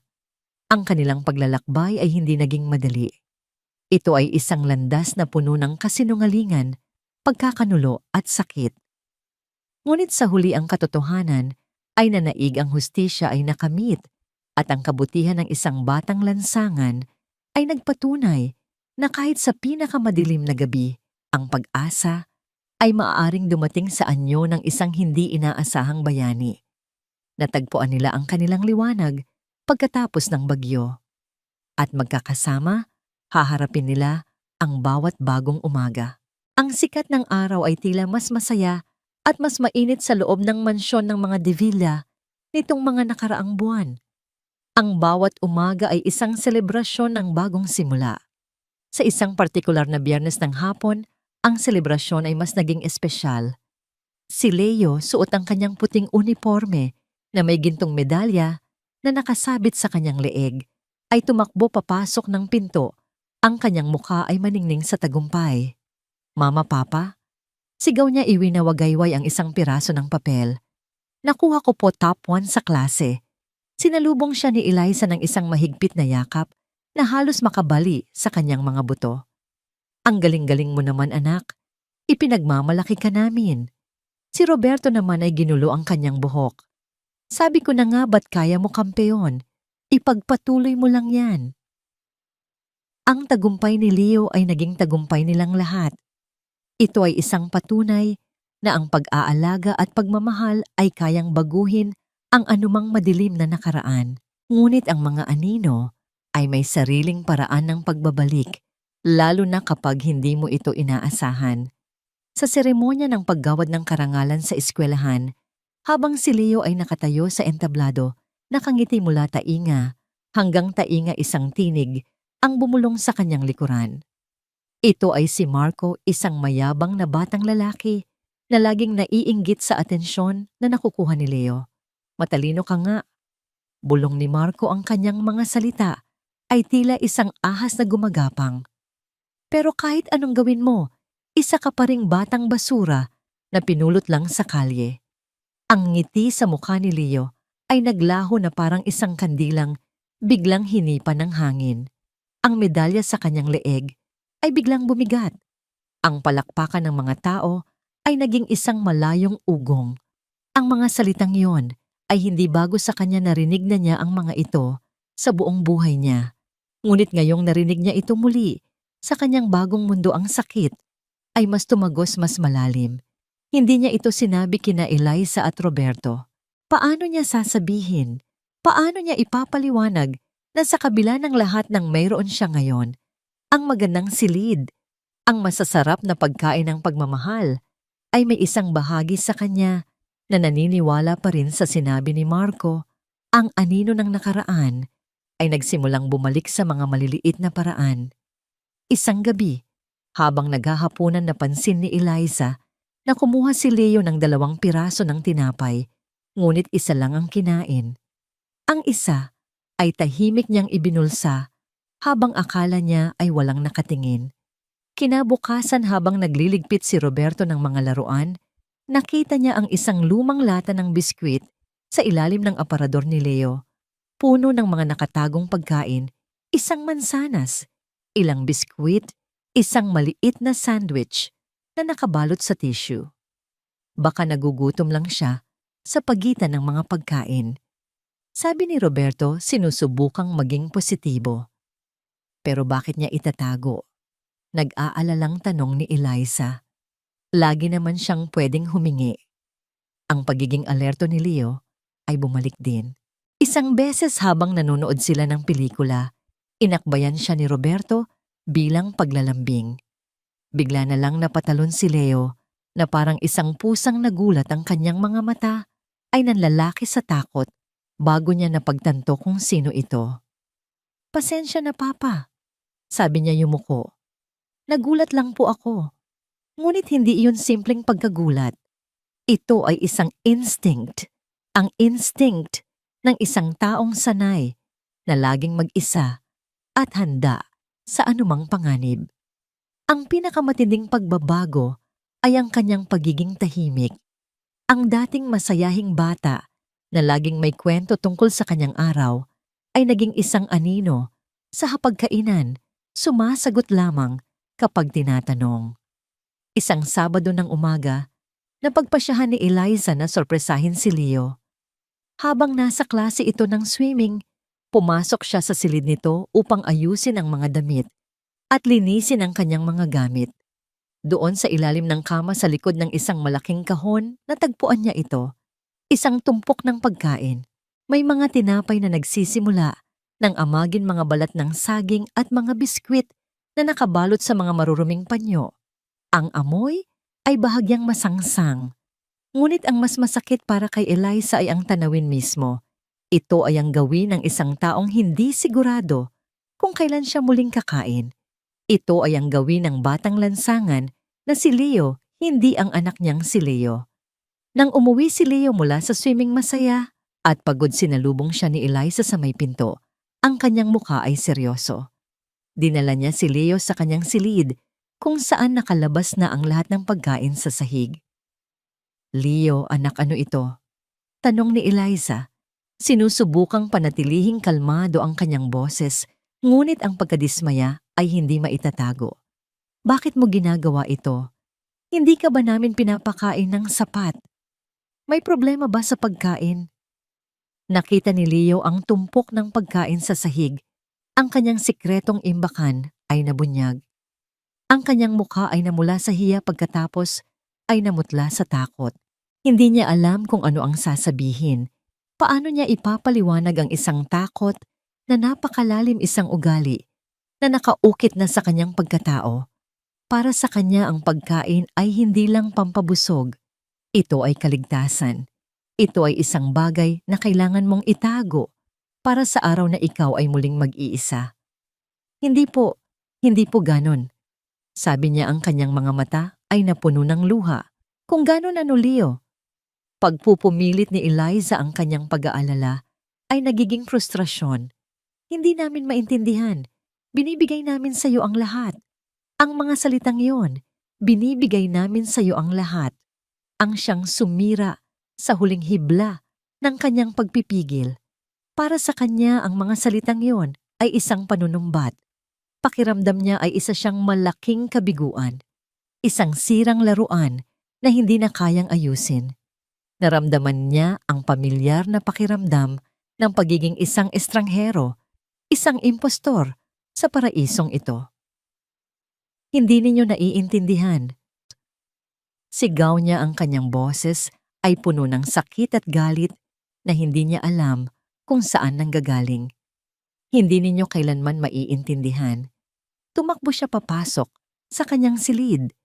Isinara ang pinto ng malakas at ikinasa ang trangka. Ang tunog ng pag-click ng lock ay umalingaw-ngaw sa tahimik na hallway na parang isang putok ng baril. Naiwan si Eliza at Roberto na kararating lang at narinig ang huling sigaw na nakatayo sa labas ng nakasaradong pinto. Nagkatinginan sila, ang kanilang mga mukha ay puno ng pagkalito, sakit at isang nakakatakot na realisasyon. Sa unang pagkakataon, mula nang mabuo ang kanilang munting pamilya, isang pader ang biglang itinayo sa pagitan nila at hindi nila alam kung paano ito sisirain. Kinaumagahan ng sikat ng araw ay tila nag-aatubiling pumasok sa mansyon. Isang hindi pangkaraniwang katahimikan ang bumalot sa buong bahay. Walang masayang boses ni Leo na gumigising sa kanila, walang kaluskos mula sa kanyang silid. Kumatok si Eliza sa pinto ni Leo, ang kanyang puso ay mabigat sa pagsisisi mula sa nangyari kahapon.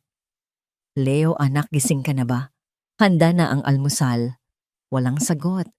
Kumatok siya muli, mas malakas ngayon. Leo, bubuksan ko na ang pinto ha. Ginamit ni Roberto ang duplicate na susi. Sa pagpihit ng seradura at pagbukas ng pinto, isang malamig na takot ang biglang gumapang sa kanilang mga ugat. Ang silid ay walang tao. Ang kama ay maayos na nailigpit. Ang bintana sa kabilang dulo ng silid ay nakabukas. Nang malapad ang puting kurtina, ay marahang tinatangay ng hangin, papasok at palabas na parang isang kamay na nagpapaalam. At sa ibabaw ng unan, nakatiklop ng maayos ay isang maliit na piraso ng papel na kinuha mula sa isang notebook. Ang sulat kamay ni Leo ay nanginginig ngunit malinaw. Salamat po sa lahat. Kailangan ko na pong umalis. Ang apat na salita, kailangan ko na pong umalis, ay tumama kay Eliza na parang isang malakas na sampal. Napaatras siya, ang kanyang kamay ay napahawak sa kanyang bibig. Isang pigil na hikbi ang kumawala. Si Roberto naman ay nanigas ang kanyang muka, ay naging isang maskara ng hindi makapaniwalang sakit. Ang takot na matagal na nilang ibinaon, ang takot na muling mawalan ng anak, ay bumalik ng buong tindi, mas masakit, mas malupit. Hahanapin ko siya, sabi ni Roberto. Ang kanyang boses ay kalmado sa isang nakakatakot na paraan. Ngunit sa ilalim ng kalmadong iyon ay isang bulkan ng galit at takot. Kinuha niya ang susi ng kotse at nagmamadaling lumabas. Naiwan si Eliza sa gitna ng walang laman na silid. Ang kanyang mga tuhod ay nanghina. Ang bawat sulok ng kwarto ay tila nanunumbat sa kanya. Ang mga laruan, ang mga libro ang malinis na uniforme na nakasabit sa aparador. Lahat ay mga paalala ng isang kaligayahang tila isang panaginip lang pala. Ang paghahanap ni Roberto ay naging desperado. Tinawagan niya ang eskwelahan, ang mga magulang ng iilang kaibigan ni Leo, ang lahat ng posibleng makontak. Walang nakakita sa kanya. Ang bawat hindi na kanyang naririnig ay nagdaragdag sa bigat ng kanyang dibdib. Habang nagmamaneho siya paikot-ikot sa kanilang marangyang subdibisyon, ang kanyang isipan ay naglalaro ng mga what if. Paano kung napahamak siya? Paano kung hindi na nila siya makita? Ang tensyon ay sumabog nang tumawag si Eliza, ang kanyang boses ay basag sa pag-iyak.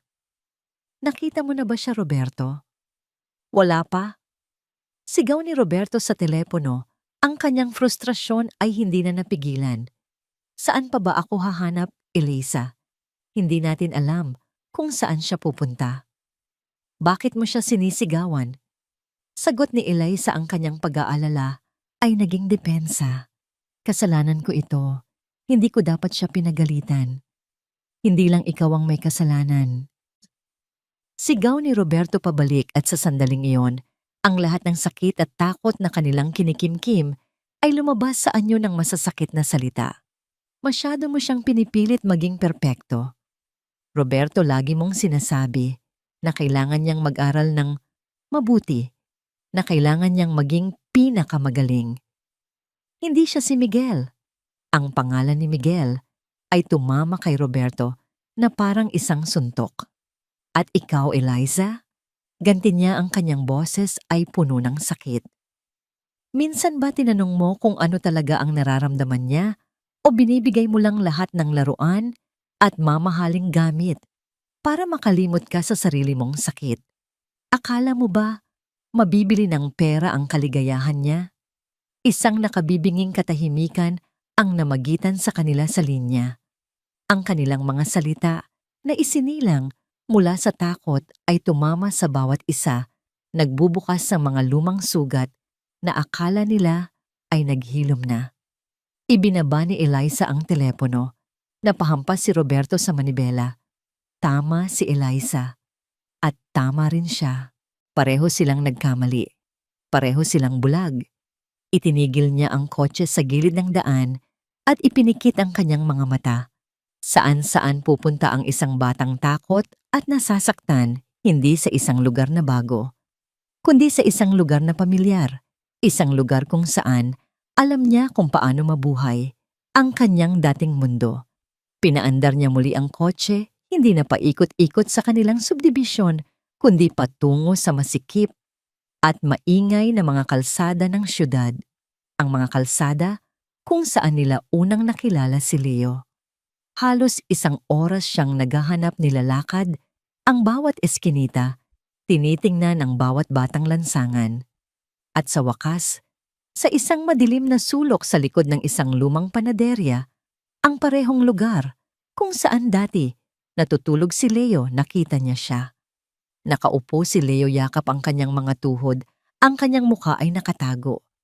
Nakasuot pa rin siya ng mamahaling sapatos at damit na ibinigay nila isang malinaw na kontras sa maruming pader na kanyang sinasandalan. Mukha siyang isang anghel na naligaw sa impyerno.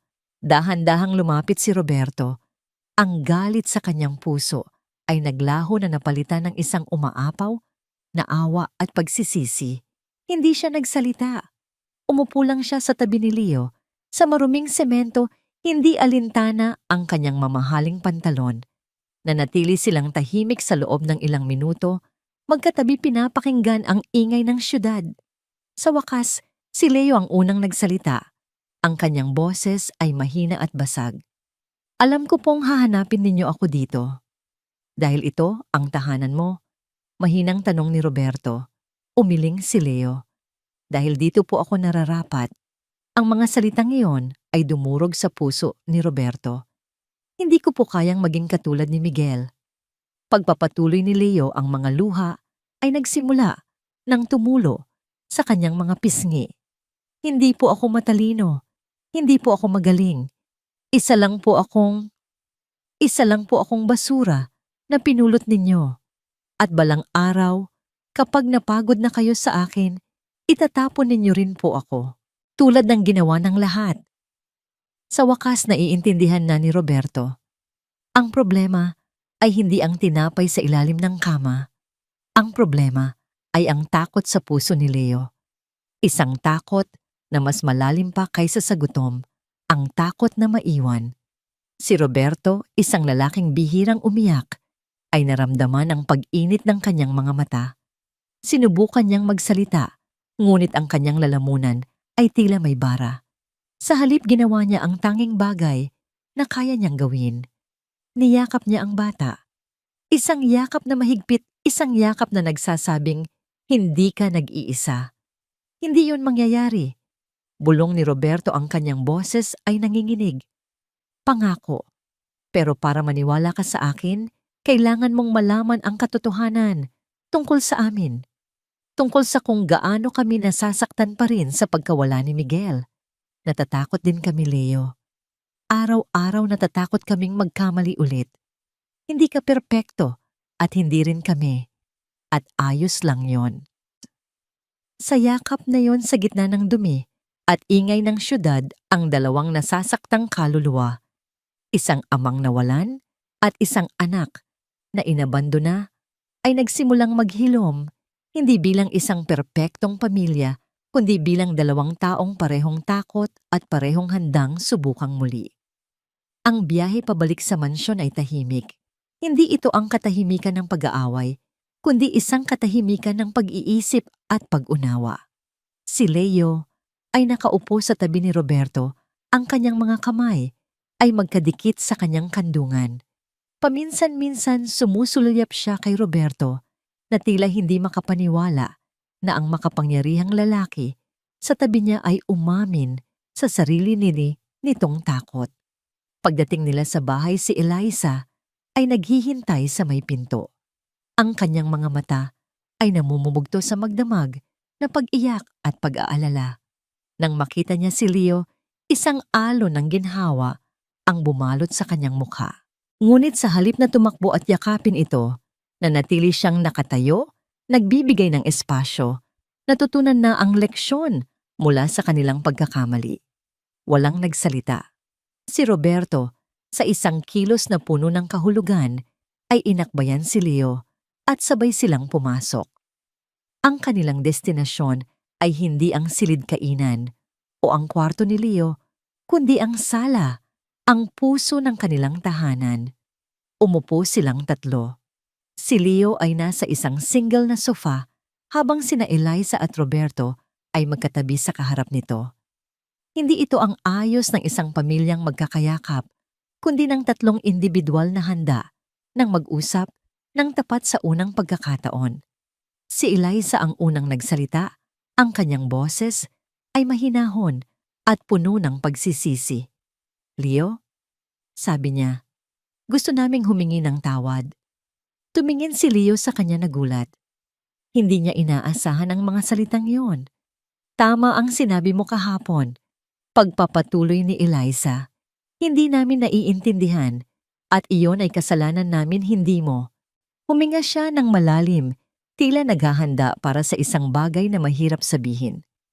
Nang dumating ka sa buhay namin, akala namin ay isa kang anghel na pinadala para punan ng isang butas sa aming puso. Ang butas na iniwan ni Miguel. Sa pagbanggit ng pangalan ni Miguel, hindi na ito tunog ng isang multo, kundi isang malungkot na alaala. Pero mali kami. Sabi naman ni Roberto, sumusulong sa pag-uusap.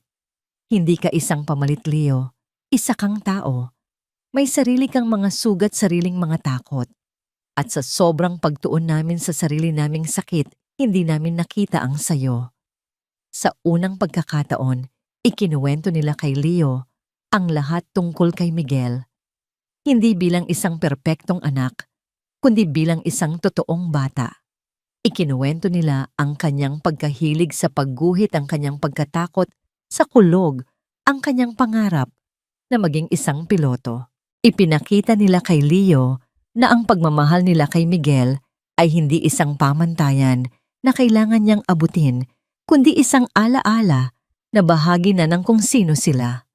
Ang takot naming mawala ka, sabi ni Eliza, ang kanyang boses ay basag, ay dahil naranasan na naming mawalan. At dahil doon, nagkamali kami. Ako ang pinakamalaking nagkamali. Tumingin siya ng diretso sa mga mata ni Leo at ang nakita ni Leo ay hindi awa o pagkadismaya, kundi purong katapatan. Patawarin mo ako, Leo, sabi ni Eliza. Sa isip ko ang pagbibigay ng masasarap na pagkain at magagandang damit ay paraan para maipakita na mahalaga ka. Hindi ko naisip na para sa isang taong nabuhay tulad mo ang pagkain ay hindi lang pagkain. Ito ay simbolo ng kaligtasan. Ito ay buhay. At ang pagtatago mo nito ay hindi isang senyales ng kawalan ng tiwala sa amin, kundi isang mekanismo para protektahan ang sarili mo. Hindi na mauulit, anak. Pangako susubukan naming intindihin ka. Ang pag-amin na iyon ang pag-amin sa kanyang sariling pagkakamali at ang pag-unawa sa pinanggagalingan ni Leo ang siyang tuluyang bumasag sa yelo sa puso ng bata. Naramdaman niyang ligtas na siya, ligtas na ipakita ang sarili niyang mga sugat. Noong nasa kalye pa po ako, nagsimula siyang magkwento, ang kanyang boses ay isang bulong. May isang beses po, 3 araw po akong hindi kumain. May nakita po akong isang piraso ng tinapay sa basurahan, pero bago ko pa po makuha, inagaw po ito ng isang mas malaking bata. Sabi niya po, ang mga basurang katulad ko ay hindi raw dapat kumakain. Ang alaala ay sariwa pa rin, masakit pa rin. Yumuko siya, nahihiya sa kanyang kahinaan. Ngunit nang itaas niya ang kanyang tingin, wala siyang nakitang paghusga sa mga mukha ni na Eliza at Roberto. Ang nakita niya lang ay luha para sa kanya. Sa sandaling iyon, ang kanilang tatlong magkakahiwalay na sakit ay nagtagpo. Ang sakit ng pagkawala, ang sakit ng pag-abandona. At sa pagtatagpong iyon nagsimula ang tunay na paghilom. Hindi ito natapos sa isang masayang yakapan o isang malaking selebrasyon. Natapos ito sa isang tahimik na gabi sa sala habang magkakasama silang tumitingin sa isang lumang photo album. Kinuha ni Eliza ang album na naglalaman ng mga larawan ni Miguel.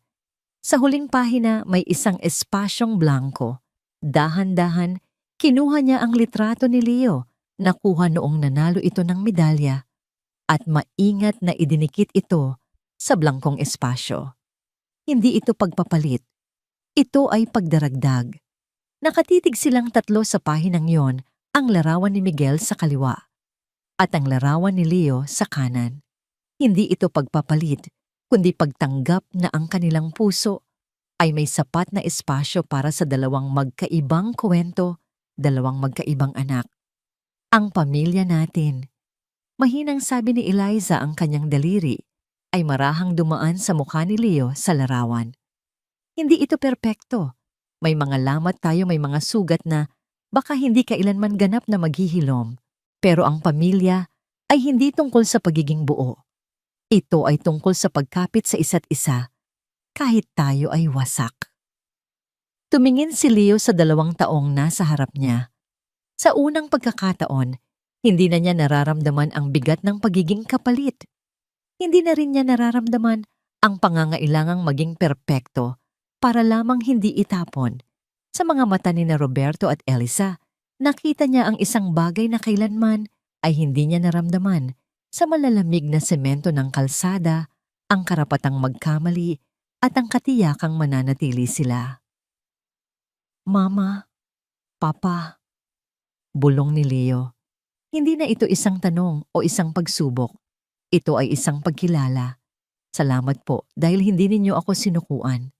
Ngumiti si Roberto, ang kanyang mga mata ay nagniningning sa pag-asa. Hinding-hindi anak. Hinding-hindi. Nang gabing iyon bago matulog si Leo, hindi na niya itinago ang tinapay sa ilalim ng kanyang kama. Sa halip iniwan niya ang kanyang pinto na bahagyang nakaawang isang tahimik na imbitasyon na hindi na niya kailangang magtago sa dilim.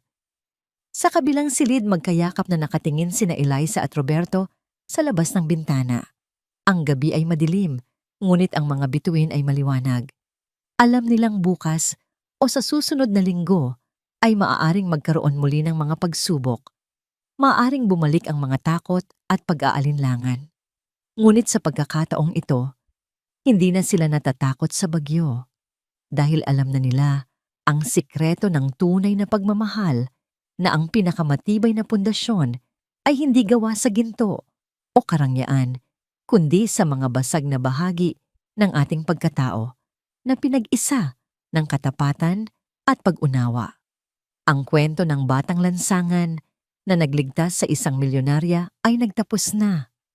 At nagsimula ang isang mas totoong kwento, ang kwento ng isang pamilyang natutong bumangon mula sa abo ng kanilang nakaraan upang harapin ang isang bukas na puno ng pag-asa.